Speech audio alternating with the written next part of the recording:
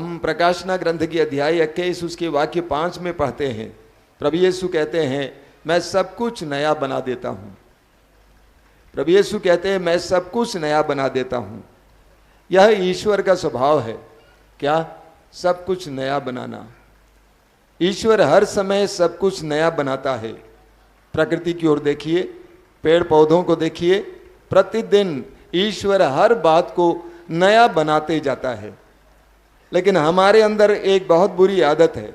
वो आदत है पुराने को ही पकड़े रहना, पुरानी आदतों को, पुरानी दुश्मनी को, पुराने गलत धारणाओं को, दोष भावनाओं को, कई ऐसी प्रकार की नकारात्मक बातों को पकड़े रहना, उसके बारे में मनन चिंतन करते रहना हमारी एक बहुत बुरी आदत है।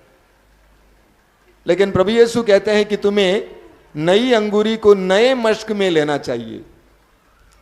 ईश्वर हर समय हमें नयापन देना चाहता है। ईश्वर हर समय हमें सब कुछ नया देना चाहता है। हम शोक ग्रंथ में पढ़ते हैं उसके अध्याय 3 वाक्य 23 में कि प्रतिदिन ईश्वर की अनुकंपा नई है, ताजी है। हमें ईश्वर की दया को, करुणा को प्रतिदिन नए सिरे से ग्रहण करना है। तो आज हम इस बात पर मनन करेंगे। हमारा शरीर ईश्वर ने इसलिए नहीं दिया है कि शरीर को हम पाप के लिए इस्तेमाल करें। संत पौलुस स्पष्ट शब्दों में कहते हैं कि शरीर ईश्वर के लिए है। ईश्वर ने हमारी माताओं के गर्भ में इतनी तन्मयता के साथ बनाया, एक एक अंग को अपने अपने स्थान में रखा। अपने शरीर को जांच करके देखिए, एक एक अंग को ईश्वर ने अपने अपने स्थान पर रखा। कितनी तन्मयता से बनाया। जैसे स्तोत्रकार कहता है स्तोत्र 139 में कि प्रभु तूने मेरी माँ के गर्भ के संधेरे में मुझे गढ़ा है, मुझे बनाया है। तो हमें इस शरीर को पवित्र बनाए रखना है, ये हमारा कर्तव्य है। जिस तरह प्रतिदिन हम अपने शरीर को शुद्ध करते हैं, नहाते हैं, धोते हैं, उसी तरह धीरे धीरे धीरे हमारे शरीर को पवित्र करना हमारा काम है। जोशुआ के ग्रंथ के अध्याय 3 उसके वाक्य 5 में लिखा हुआ है, प्रभु कहते हैं तुम अपने को पवित्र बनाए रखो और मैं तुम्हारी आंखों के सामने कल चमत्कार दिखाऊंगा। ईश्वर कहता है कि तुम अपने आप को पवित्र बनाए रखो और कल मैं तुम्हारी आंखों के सामने चमत्कार दिखाऊंगा। जितना हम अपने आप को पवित्र बनाते जाते हैं, उतना ज्यादा हम प्रभु के चमत्कारों को हमारे जीवन में देखेंगे। यहां पर जितने भी भाई बहन बैठे हैं, मेरा पूर्ण विश्वास है कि हर कोई ईश्वर की कृपा का अनुभव करना चाहता है। लेकिन एक सवाल ये खड़ा होता है, क्या मैं ईश्वर की कृपा के लिए तैयार हूं? क्या मैं ईश्वर की कृपा के लिए तैयार हूं? किसी रोगी को, मरीज को ऑपरेशन के लिए डॉक्टर अंदर ले जाता है, उससे पहले उसके शरीर को शुद्ध किया जाता है, उसको तैयार किया जाता है। ईश्वर की कृपा को पाने के लिए हर मनुष्य को अपने आप को तैयार करने की जरूरत है। विशेष करके विश्वासियों में एक बहुत बुरी आदत है। वो बुरी आदत यह है कि सोचते हैं प्रभु की कृपा आएगी, प्रभु की कृपा आएगी। अरे कृपा तो पा चुकी है हम लोग। प्रभु यीशु से बढ़कर, पवित्र आत्मा से बढ़कर और कौन सी कृपा आप चाहते हैं? कृपा हमें मिल चुकी है, लेकिन हमें उसको ग्रहण करना है। उसको ग्रहण करने के लिए हमें अपने आप को पवित्र करने की जरूरत है, शुद्ध करने की जरूरत है। धीरे धीरे धीरे हमें अपने शरीर के दुर्गुणों को छोड़ना होगा, त्यागना होगा, तब हमें प्रभु की कृपा प्राप्त होगी। प्रेरित चरित्र में एक घटना है जो मुझे बार बार मेरे ध्यान को आकर्षित करती है। वो घटना है प्रेरित चरित्र के अध्याय 16 में हम पढ़ते हैं उसके वाक्य 25 से। वचन में बताता है कि पौलुस और सीलस फिलिप्पी नामक नगर में सुसमाचार सुना रहे थे और वहां के लोगों ने उनको पकड़ा और बहुत बुरी तरह से पीटा। यहां तक कि वचन में बताता है कि उनको लोह दंड से, यानी लोहे के डंडे से बहुत बुरी तरह से पीटा, उनका शरीर घायल कर दिया। उसके बाद उनको बंदी गृह में डाल दिया, बंदी गृह के अंदर के हिस्से में डाल दिया और उनके हाथ पांवों में जंजीर थे। लेकिन वचन में बताता है कि रात के समय वे दोनों उठ खड़े हो गए या उठ गए और ईश्वर की स्तुति करने लगे, ऊंची आवाज में ईश्वर की स्तुति करने लगे। आप सोचिए अगर आपके जीवन में ऐसा होगा तो क्या करेंगे? ईश्वर की स्तुति करेंगे। सच, प्रभु के लिए काम करते समय आपको दुख झेलना पड़ता है, लोग आपको जबरदस्ती पकड़ते हैं, मारते पीटते हैं, तो क्या आप उसके लिए ईश्वर को धन्यवाद देंगे? इतना आसान नहीं है, मैं सोचता हूं। तो पौलुस और सीलस रात के समय ऊंची आवाज में ईश्वर की स्तुति कर रहे थे। दुख के समय अपने दुख को भूलकर ईश्वर की स्तुति करने से वहां पर एक बहुत बड़ा चमत्कार होता है। क्या चमत्कार होता है? वचन में बताता है, भूकंप हुआ, बंदी गृह का मुख्य द्वार खुल गया, जितने बंदी उसके अंदर थे उनके जंजीरें ढीली पड़ गई, बेड़ियां ढीली पड़ गई, सारे दरवाजे खुल गए। और कारापाल दौड़ के आता है, उसने देखा कि सारे दरवाजे खुल गए, उसने सोचा कि सभी बंदी भाग गए होंगे, इसलिए अपनी जिम्मेदारी को ग्रहण करते हुए, स्वीकार करते हुए वो अपने आप को मार डालना चाहता है, तलवार उठाता अपने आप को मारने के लिए। पौलुस और सीलस ने ऊंची आवाज में उनसे कहा, आप अपने आप को हानि न पहुंचाएं, हम लोग सही सलामत हैं, कोई भी भागा नहीं है। इतने बड़े चमत्कार, पौलुस और सीलस की स्तुति, सब कुछ देखने के बाद आपको मालूम कारापाल ने क्या किया? वचन में बताता है, कारापाल पौलुस और सीलस के सामने, देखिए कारापाल जेल का इंचार्ज बंदियों के सामने आकर घुटना टेकते हैं और उनसे पूछते हैं, भाइयों, मुक्ति प्राप्त करने के लिए मुझे क्या करना चाहिए? प्रभु का चमत्कार देखने के बाद, प्रभु की स्तुति सुनने के बाद कारापाल के अंदर एक लालसा जगी। वो क्या है? मुझे भी मुक्ति चाहिए। वो सोचता है, मैं सोचता था कि ये बंदी हैं, लेकिन ये पौलुस और सीलस तो स्वतंत्र हैं, इतना दुख के बावजूद इतने आनंदित हैं। और इसलिए उस कारापाल के अंदर उस आनंद की इच्छा पैदा हुई, स्वतंत्रता के लिए एक इच्छा पैदा हुई। उन्होंने कहा कि मुक्ति पाने के लिए मुझे क्या करना चाहिए? और पौलुस और सीलस ने कहा, आप यीशु मसीह में विश्वास कीजिए, आपको और आपके परिवार को मुक्ति मिलेगी। उसी रात को उसने यीशु मसीह पर विश्वास किया, पूरे परिवार को मुक्ति प्राप्त हुई। मेरे प्रिय मित्रों, मैं आपसे एक सवाल करना चाहता हूं,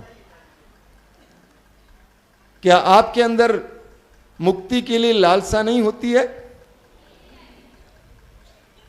रोमियो के पत्र के अध्याय 8 उसके वाक्य 22 में संत पौलुस कहते हैं, समस्त संसार प्रसव पीड़ा जैसा अनुभव कर रहा है, संसार ही क्या, हम भी भीतर ही भीतर मुक्ति के लिए कराहते रहते हैं। हम भी भीतर ही भीतर मुक्ति के लिए कराहते रहते हैं। हर मनुष्य के अंदर एक कराह होती है, एक रुदन होता है, एक पुकार होती है कि मुझे कब मुक्ति मिलेगी। वो शराबी जो दूसरों को गाली बकता है, देता है, अपनी पत्नी पर गालियां बरसाता है, उसको लात मारता है, वो भी जब अकेला होता है उसका दिल भी रोता है, बोलता है कि मुझे कब मुक्ति मिलेगी, मुझे कब छुटकारा मिलेगा। वो डकैत जिसको आप पापी कहते हैं, हर इंसान के अंदर ये मुक्ति के लिए लालसा होती है। क्यों मालूम? क्योंकि हम बंधन में हैं। हर मनुष्य के अंदर कोई ना कोई बंधन है। उसकी हैरानी, उसकी बेचैनी इस बात का प्रमाण है।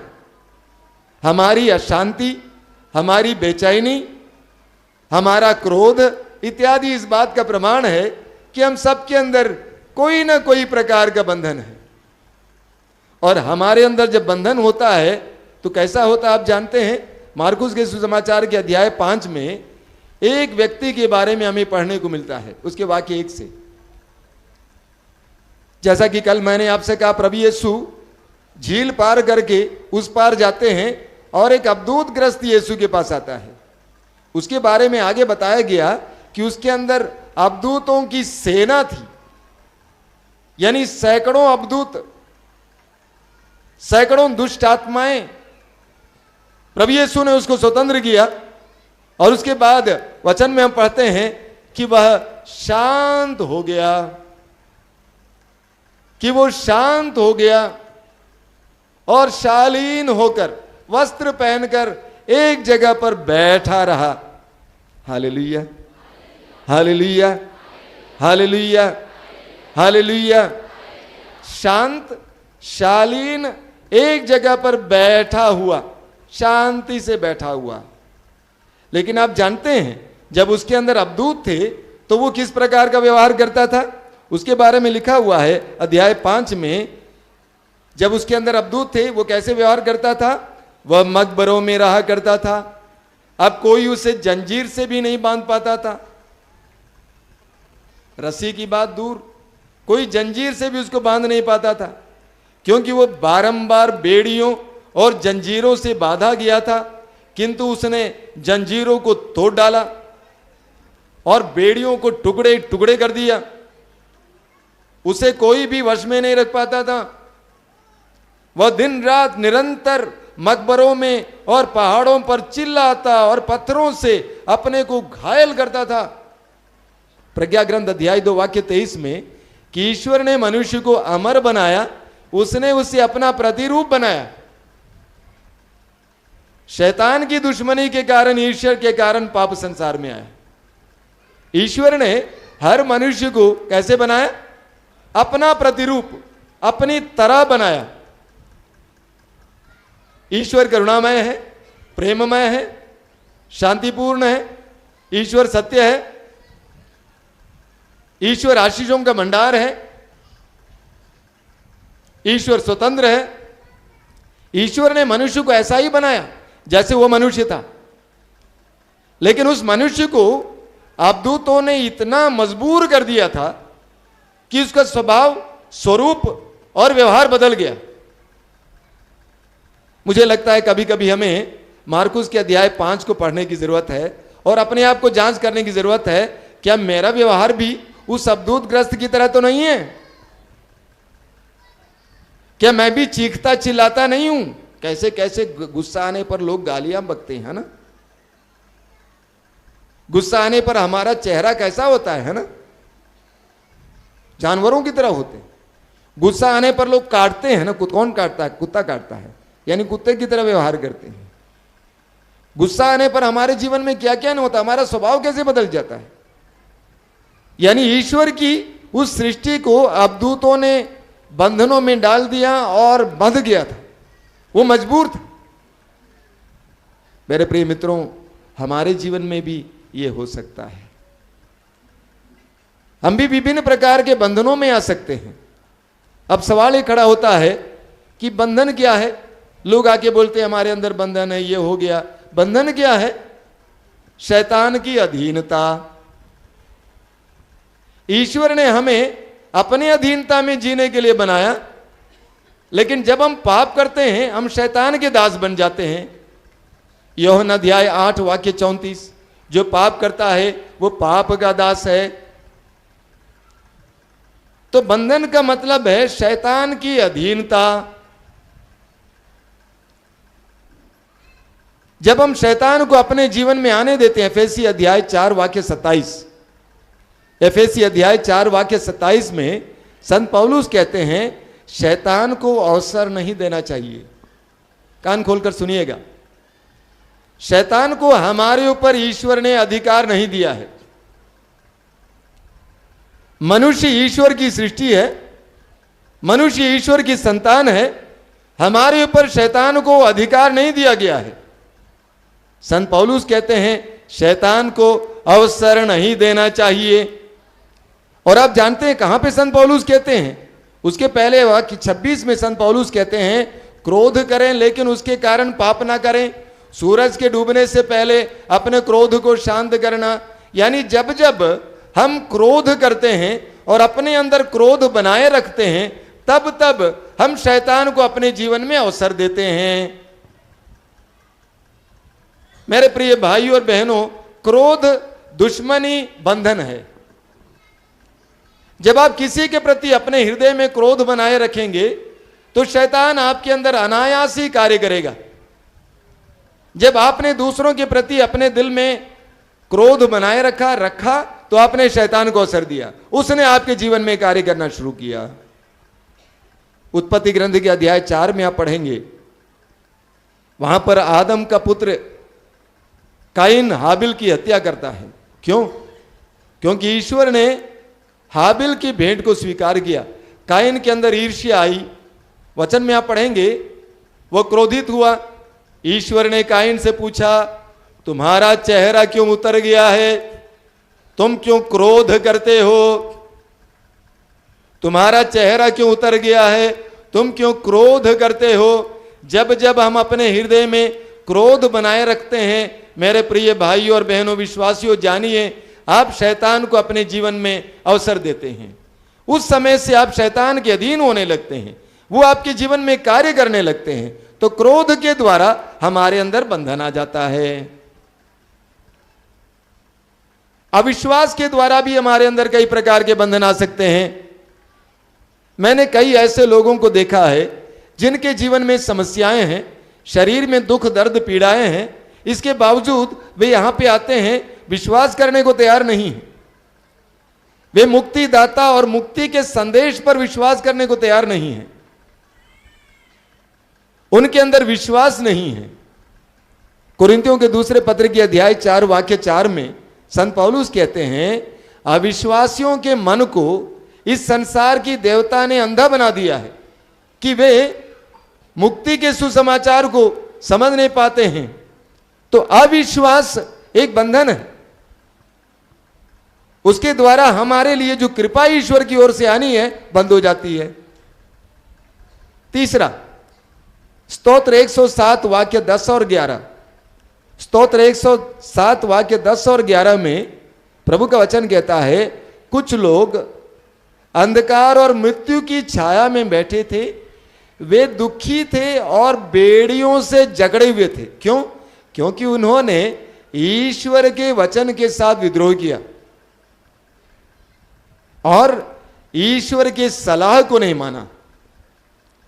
प्रभु के वचन के साथ विद्रोह करना, प्रभु की सलाह को नहीं मानना हमारे लिए कितना हानिकारक है।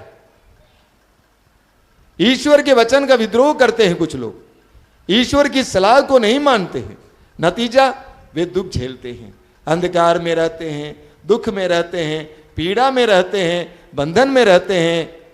मैं आपके सामने कुछ उदाहरण रखूंगा। पिछले साल एक परिवार यहां पे आया था। वैसे 2-3 महीना पहले भी वो परिवार आया था उड़ीसा से।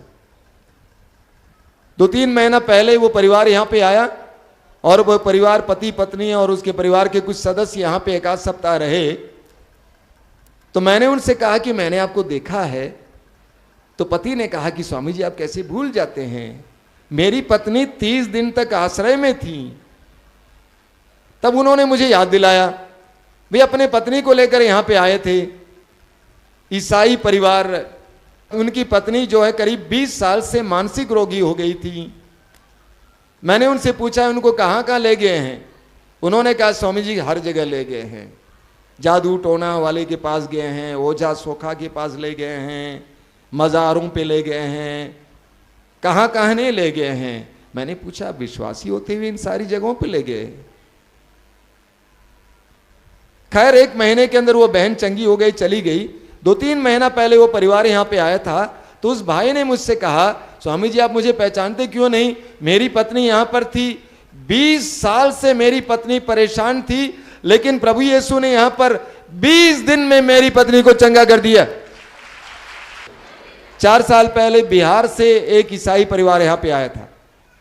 उनका बेटा करीब 17-18 साल का था, अच्छी तरह पढ़ता था, नंबर 1 क्लास में, लेकिन अचानक उसके सिर में बहुत ज़्यादा दर्द होने लगा, पढ़ाई नहीं कर पाता था, परेशान था, बीच बीच में उल्टी होती थी।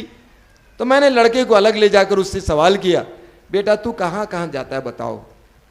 उसने कहा स्वामी जी दोस्तों के साथ मैं हर जगह जाता था, ईसाई होते हुए भी हर जगह, शराब पीने के लिए भी जाता था, कोई मंदिरों में जाता था, पूजा में बैठता था, हर जगह जाता था। मैंने कहा बेटे तुमने बहुत बड़ा जोखिम उठाया, एक विश्वासी होते हुए आप ये नहीं कर सकते हैं। प्रभु का पहला नियम है तुम अपने प्रभु ईश्वर की आराधना करोगे और किसी की आराधना नहीं करोगे। मैंने कहा बेटा तुमने बहुत बड़ा रिस्क लिया, बहुत बड़ा रिस्क। उस लड़के को 1-2 सप्ताह तक यहां पे रखा गया, प्रभु के सामने बैठा रहा, प्रभु से माफी मांगा, प्रभु मैं हो गया, प्रार्थना में लीन हुआ। पिछले साल मैं मिला था, शायद रांची में, इंजीनियरिंग कर रहा था, अच्छी तरह पढ़ रहा था। प्रभु यीशु ने उसको पूरी तरह से उन बंधनों से छुटकारा दिया। परसों एक भाई ने मुझसे कहा, जवान है, उनके रिश्तेदार लेके आए, उन्होंने कहा कि मैं परेशान हूं, मैं आपसे बात करना चाहता हूं, समय नहीं था। थोड़े समय में उन्होंने कहा, मुझे प्रेरणा मिली कि वो इधर उधर जाता है। पूछा तो कह रहा है कि हाँ मैं कॉलेज में पढ़ रहा हूं, हर जगह जाता हूं, हर चीज को खाता पीता हूं, लेकिन परेशान भी है। मैं आपको बताना चाहता हूं, आप जहां जहां जाएंगे, जिन जिन संगतियों में रहेंगे, जो जो चीजें खाएंगे पिएंगे, उसका असर आप पर पड़ेगा, उसका जरूर असर पड़ेगा। कुछ दिन पहले साज-बाज के साथ यहां पर एक बच्चे को मां मरियम के पास मुंडन कराने के लिए लोग ले आए थे, और उस बहन ने मुझसे कहा, स्वामी जी प्रभु की देन है, कई सालों के बाद ये बच्चा मुझे मिला, लेकिन मैंने देखा गर्दन में एक तावीज बंधा हुआ है। मैंने कहा, बच्ची, हे लड़की, प्रभु ने तुम्हें एक बच्चा दिया, लेकिन तुमने इसको शैतान के हाथ में दे दिया। ये सब मजाक की चीज नहीं है, इसका बहुत बड़ा असर होता है। पिछले साल, मैं खुलकर बोलूंगा, यहां पर एक जवान लड़की आई थी, इसलिए कि उसने करीब करीब सबसे अपनी कहानी बताया था। काम कर रही है, 32 साल की लड़की, शादी नहीं हुई है, अभी बहुत ज्यादा परेशान है, चिल्लाती है, प्रार्थना में बैठते समय सिस्टर लोगों को परेशान करती थी, ओ करके चिल्लाती, और उसके बाद उल्टी करना शुरू करती। व्यक्तिगत रूप से बातचीत हुई, काम कर रही थी, अपने शरीर की लालसा को पूरी करने के लिए 20 लड़कों के साथ उसने दोस्ती की, एक के बाद एक। नौकरी करती थी, पैसा मिलता था, वो देती थी उनको, जहां वो चाहती थी वहां पे लड़के जाते थे। हर तरह की गलत बात है। अब वो बंधनों में परेशान है, झगड़ी है, रो रही है। 2 महीने तक यहां पे रही, तब भी वो तड़पती रही। जितने जितने हम पाप करते जाते हैं, उतना उतना हमारे अंदर बंधन होते जाता है। हर पाप के द्वारा हम बंधे जाते हैं, दूसरे पाप के द्वारा और बंधे जाते हैं। ये सारी चीजें हमें बांध देती, हमें परेशान करती है। इसीलिए प्रभु यीशु संसार में आए कि हमें इन बंधनों से छुटकारा दें। लूकस के समाचार के अध्याय 4 वाक्य 18 और 19, लूकस अध्याय 4 वाक्य 18 और 19 में प्रभु यीशु कहते हैं कि पवित्र आत्मा, ईश्वर का आत्मा मुझ पर छाया रहता है, उसने मेरा अभिषेक किया है, जिससे मैं दरिद्रों को सुसमाचार सुनाऊं और बंदियों को आजादी का संदेश सुनाऊं। प्रभु यीशु बंधनों में पड़े लोगों को छुटकारा देने के लिए आए हैं। कल रात को लोग सोए हुए थे, 10 बजे मुझे कमरे में बहुत बड़ी आवाज़ सुनाई दी। मैं आया, मैंने देखा कि एक जवान लड़का है, चिल्ला रहा है, जितने सोए हुए थे सबको जगा दिए, और हमारे युवा लोग उसको मरियालय के वहाँ ले गए। पहली बार आया है। किसी ने मुझसे कहा, स्वामी जी आप जानते हैं, न केवल ये बल्कि इसके घर में 4 आदमी इसी तरह कर रहे हैं, 24 घंटे हिचकी हिचकी हिचकी हिचकी, जादू टोना, जादू मंत्र, दुनिया भर की ऐसी चीजें जिसको आप जानते हैं, मैं नहीं जानता हूं। ये सब आपको बांध देते हैं, आप परेशान हो जाएंगे। एक सिस्टर आई थी 2 साल पहले, उनका सिर जो है लटका हुआ है ऐसे। मैंने पूछा क्यों, गर्दन में कोई समस्या है? नहीं। क्या हो गया? 2 साल पहले उनको बराबर सिर दर्द होता था, दवा करते करते थक गई, घर गई थी, वहाँ पर इस तरह चलता है। किसी ने कहा, काहे ओझा के पास नहीं जाती हैं? सिस्टर होते हुए भी झड़वाने के लिए ओझा के पास गए, झड़वाने के बाद सिर लटक गया। Hallelujah hallelujah. मैंने कहा देख, दर्शन भवन जाके बैठना, सबसे पहले प्रभु से माफ़ी मांगना, एक विश्वासी होते हुए, एक सिस्टर होते हुए। पहले नियम के विरुद्ध आपने पाप किया, दूसरा आपने परिवार वालों के लिए गलत उदाहरण दिया। जाके बैठिए और प्रार्थना कीजिए, प्रभु से माफ़ी मांगना, उसके बाद अच्छा पाप स्वीकार करना, आपका गर्दन सीधा हो जाएगा। प्रभु यीशु इस संसार में हर बंधन को तोड़ने के लिए आए हैं। प्रभु यीशु के पवित्र रक्त में हमें हर प्रकार की ऐसी गंदगी से हमें छुड़ाने की शक्ति है। हम इसके लिए प्रार्थना करेंगे, अपने दोनों हथेलियों को खुला रखेंगे और इस समय सबसे पहले प्रभु से माफ़ी मांगेंगे। अगर आप भी भटक गए हैं, जीवन में जब दुख आए, परिवार में समस्याएं आई, अगर आप भी भटक गई हैं, आप भी भटक गए हैं, इधर उधर भटकते रहे, ना जाने कहाँ कहाँ गए, जहाँ जहाँ गए वहाँ का बंधन आप अपने घर पे ले आए हैं, जहाँ जहाँ गए वहाँ की गंदगी आप अपने पास ले आए हैं और उस गंदगी में आप परेशान हैं, उस दलदल में आप परेशान हैं, उन बंधनों में आप झगड़े हुए हैं। आज प्रभु यीशु के सामने हम अपने उन सारे पापों के लिए माफ़ी मांगना, प्रभु से कहना, प्रभु मुझ पर दया कर, मैं अंधविश्वासी बन गया था, मैं भटक गया था, आज मैं वो सब तुझे समर्पित करना चाहता हूँ, आज मैं स्वतंत्र होना चाहता हूँ। तूने शिष्यों से कहा आकाश के पक्षियों को देखो, प्रभु यीशु आकाश के पक्षियों की तरह मैं भी स्वतंत्र होना चाहता हूँ, मैं बंधन में जीना नहीं चाहता हूँ, क्योंकि तूने मुझे स्वतंत्र बनाया है। तूने स्वयं कहा यदि पुत्र तुम्हें स्वतंत्र करेगा तो तुम सचमुच स्वतंत्र हो जाओगे। यूहन्ना के सुसमाचार के अध्याय 8 उसके वाक्य 36 में तूने कहा यदि पुत्र तुम्हें स्वतंत्र करेगा तो तुम सचमुच स्वतंत्र हो जाओगे। हे प्रभु यीशु, मेरे इन सारे बंधनों के लिए, मेरे इस अज्ञानता के लिए, मेरे इन सारे पापों के लिए आज मैं तुझसे माफी मांगता हूं। मुझे और मेरे परिवार को इन सारे बंधनों से छुड़ा, इस गंदगी से शुद्ध कर, मुझे और मेरे परिवार को पूरी तरह से स्वतंत्र कर, अंधकार की शक्तियों से, हर प्रकार की बुराई की आत्मा से। तेरी स्तुति हो, तेरी आराधना हो, तेरी महिमा हो।